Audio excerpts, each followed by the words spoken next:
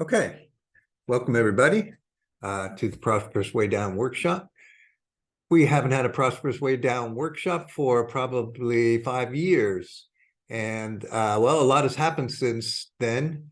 The big thing for us is that today energy seems to be everywhere in the news and in popular discussion, not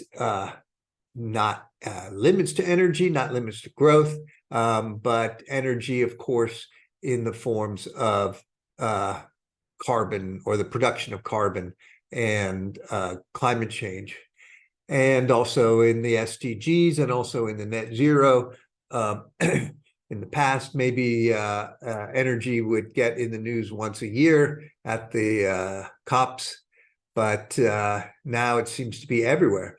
And this figure here that I'm starting with is the decarb bros. This was in the New York Times. Well, this picture was in Twitter, kind of making fun of the decarb bros, I think. So I snagged it. The decarb bros were or are some engineer, techie, nerdy types who are building renewable energies, and they've got some advice for us. No gloom. No gloom, don't worry, be happy, and deploy. Simply deploy wind, solar, hydrogen, electric cars, carbon capture. The problems are solved. We can continue to grow the economy, and so don't be gloomy about things. Things are looking good, and why worry? Yeah. You probably have a lot of opinions about that. So here we are at the Prosperous Way Down workshop. Remember again, 3 minutes for presenting and 5 minutes for discussion. I'm going to start with the senior members of the Emergy Society that I recognize. At least the people that I recognize, they're not all so senior. That way we can get a nice foundation, hopefully, for the rest of the workshop. Also let the new people get a chance to see what's going on and decide if they want to present or not. And so let's start things.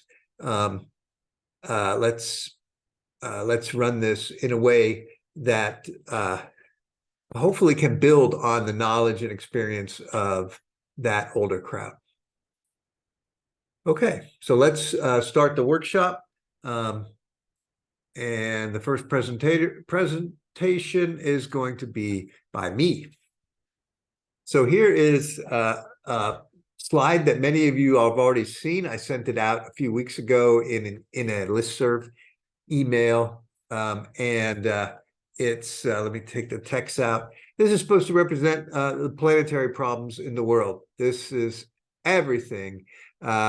Maybe environmentally that's causing us problems in the language of energy systems, the energy systems language.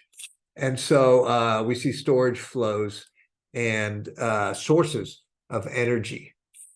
And here especially, or let's start over here with the planetary problems of excess production of stuff, phosphorus too much, nitrogen too much, CO2 too much. There's climate change right there. One of the planetary problems, not the only one by a long shot. Things like weapons produce too many in the world today. And humans, there's too many of us out here. Toxic pollutions that we are producing, PFAS, POPs, and so on.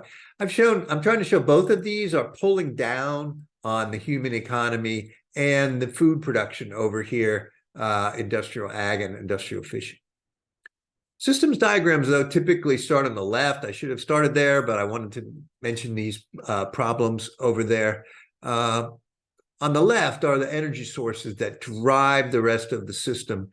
And so I have renewable energy and I have slow renewables and non-renewables. These are being consumed in the human economy at a rate faster. Well, for these, they're non-renewable. And for these, they are slow renewable, but they're often consumed at a rate faster than they can be replenished. And so they become also kind of non-renewable. When I made this diagram, I didn't leave enough room for adding a couple interactions and some of the important indices. So I've stretched out the diagram a little bit. I've added a border and an actual energy sink. And so it looks more like a real energy systems diagram. You can see some of the important indices that we care about. There's EYR, that's essential for judging fossil fuels. Here's the another EYR. This one is for the renewable energy text. This was not in the original diagram. I added that storage because the renewable energies are produced, they are storage, they are a concentration of technologies. Renewable energy is not simply sun, wind, rain, but it's sun, wind, rain that's captured with technologies that are made out of material things, and they require the production from human society. So this feedback here leads to the production of renewables. And they also have EYRs. Those EYRs can be compared with the EYRs of fossil fuels.